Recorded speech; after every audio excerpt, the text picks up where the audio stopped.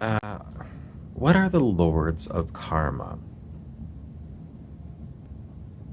Some esoteric literature that's sort of, off the wall metaphysical philosophy, religious kind of literature says that the lords of karma are the ones who you may visit with after you drop dead and you go to wherever you go after you drop dead. And the lords of karma will determine what is going to be done with you after you've had your human life. And they're the ones who will weigh all your good karma against all your bad karma, and then they will go and look in the record books of all your previous lives and add your good karma and bad karma to those lives, and then come to a sum total of what your new karma is. And do they look to put you in a new karmic situation so that you can grow, or is it basically a penalty box kind of thing, like in the game of ice hockey? This is a really nasty idea that there are lords of karma, and nobody really wants to believe it. It's like it's a religious thing. No one really needs to know about it, and and a lot of the books that you can read, like Raymond Moody, for example, about stories of people who were dead on the operating table, what they experienced and what they said when they came back to life after the medical teams brought them back to life. Um, you can read these stories, and then there's some other religionists that say other stories. I met Jesus, and there indeed was a separation of certain souls were thrown into hell, and other ones um, were given a pass into somewhere else. And gee, I wish I knew this before. I was 10 or something, so I could live a better life. But these are very controlling kind of stories, because the religionist has an agenda. He wants you to join his church, and he wants to scare you into coming every Sunday and tithing 10% of your income to him, your priest. So don't believe these religious stories.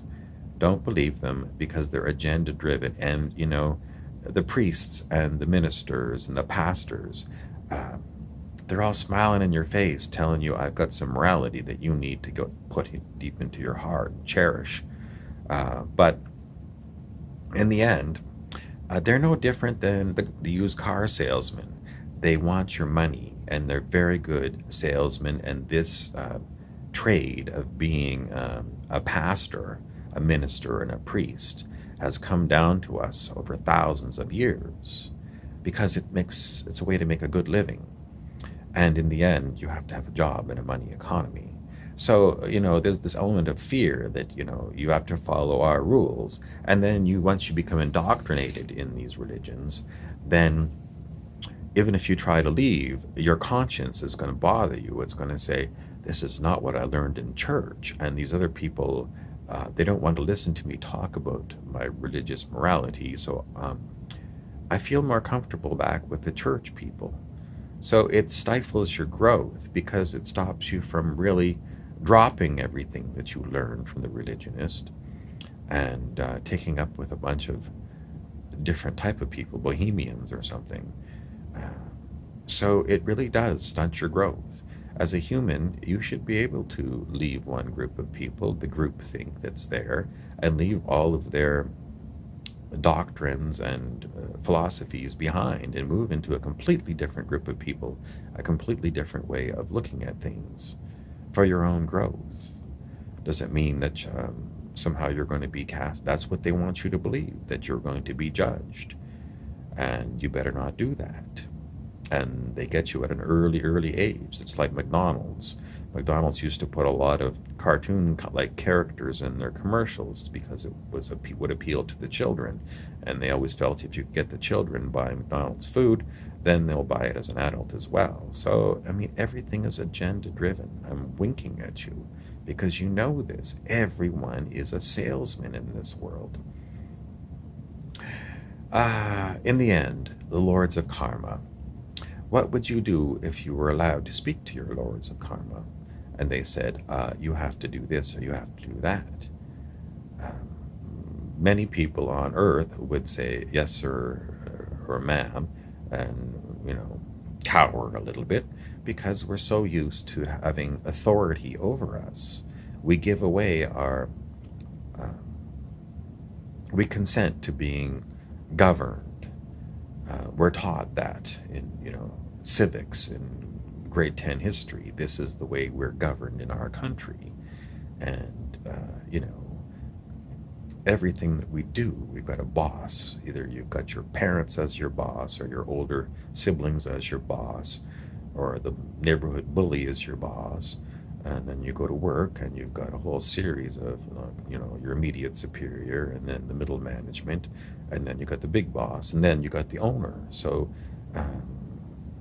everywhere, then you got the police officers, and there's so many different types of police enforcing so many different rules. There's so many rules you can't possibly learn all the rules there are. So by the end, when you drop dead and you go meet the lords of karma, you're so used to just submitting to whatever they say that are you really going to put up a fight and say to whatever these lords of karma are, basically F you, who the hell are you to judge me? So if you do run into lords of karma kind of beings, that's what you should do, is tell them to F off and go mind their own business, and they are infringing on your personal sovereignty. And if they still go and throw you into something else, well, at least you stood up to the karmic bully. What is karma? What is dharma? I asked the Ascended Master through a trance channel what these kind of words meant, and lost in the sands of time what he said. But it seems to be used so much, people get the idea. Mostly it's what goes around comes around. So especially if you're nasty to someone, that something else bad is going to come back and bite you in the ass. Good karma, bhakti karma, a spiritual bank account. In other words, once in a while, if you do something nasty to someone, if you've done a lot of good stuff to other people, then your spiritual bank account will be dinged for your one nasty, but all your good will, more than offset that. Is it true? Yes, it is true. Are all humans bound to laws of karma? Yes. Only if you believe it? No. And this is a teaching of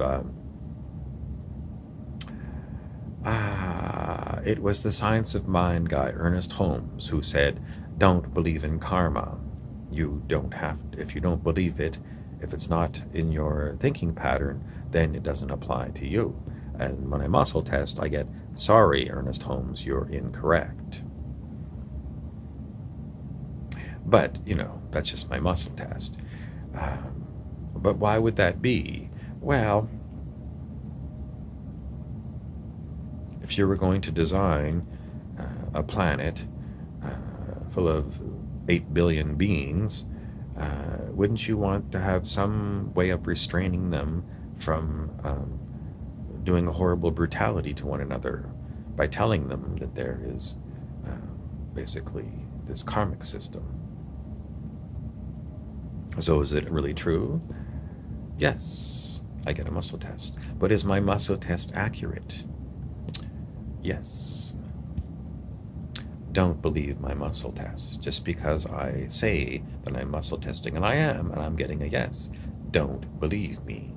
Because we are highly manipulated beings by other beings, both here in the physical world. Everyone knows that, narcissists manipulate you, and etc., etc. But also the hidden beings, the extraterrestrials, or the aliens. No one believes in this stuff. Well, if you think that, the automobile was first invented in the very late 1800s, so we're, 120 years beyond the invention of the automobile, which is, and we're still using fossil fuels. I'm talking to a smartphone that if I drop it and smash it, there's no way I can fix it. And even the automobiles that we drive today, with all of their computer gadgetry, I couldn't give that car a tune-up. So we're using technology that is way beyond what we can fix on our own. At least if you lived in 1936, somebody could buy a Model T or a Model A, and it seemed to be fairly commonly available for people to be able to break it down and fix the most common parts on it, and not today. What is the point of all that? The point of it all is that we are out of touch. We are using technologies that we don't know how to make. You know, we don't. We don't know how the smartphones are made. We don't know how the car computer chips are programmed. Most of us don't know how to even change the brakes, the brake pads and things on cars. Some people still do, but not that many. How many people actually change their own oil in their car? Some people, yes, but a lot of people, no idea. Let's move on. If you were going to figure out where you're going to get good information about anything, are you going to go to your university, your college? Are you going to go to your public library? Are you going to go to your internet, YouTube, Instagram, your friends, your parents, somebody at your social club? What's your answer? There is no good answer. When I was a boy, in our schools, we had a number of sets of encyclopedias, and they were considered to be truthful. It was printed word, and they were considered to be truthful. Now, what is considered to be truthful? When I look back at the books that we were using in public school, I will tell you, I set up a timer here because I wanted to get a 10-minute time so that I could get this on Instagram, and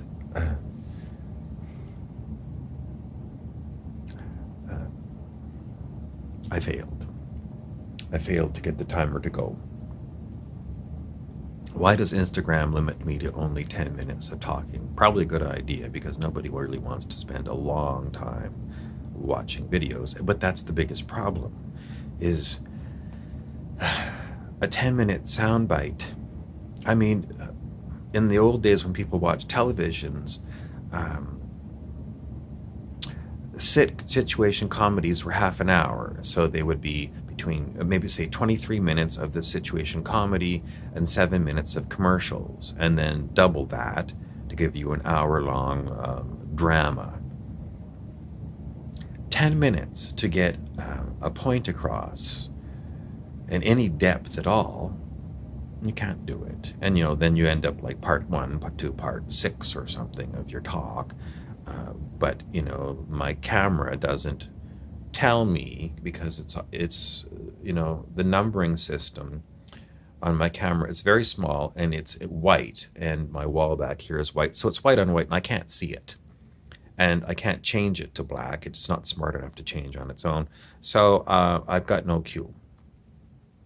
What's the point? The point is, if you're expecting to get anything out of anything, you're going to have to spend more than 10 minutes to get anything out of anything. Last week, someone I know got into an argument with me, and they're basically gaslighting me. Do you know what gaslighting is? Gaslighting is when somebody is really running you down and saying you're worthless. And this person was doing that to me. And I've had a long history of gaslighting, and I never knew what it was until well, I started to figure it out. And I started to see it all everywhere I went that I was being gaslit. And I came to see that this, then I learned about narcissists, and this is primarily what narcissists do. They deflect anything negative that they've done by going on the attack against your perceived faults. And, the person wanted to know in their gaslighting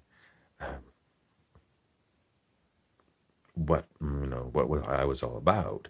And I said to this person, countless times I have handed you books and said, "Are you interested in reading this book?" Countless books. And each time this person has looked up at me and said, "No." So I said, in 10 minutes, do you expect me to explain myself when I have spent years and years and years of my life researching things that you can't even comprehend? And you don't want to comprehend because when I give you a most basic primer on it, you sneer at me and say no, and then you turn on your idiot box television. So I say to the gaslighter, basically, no, I'm not going to play your game.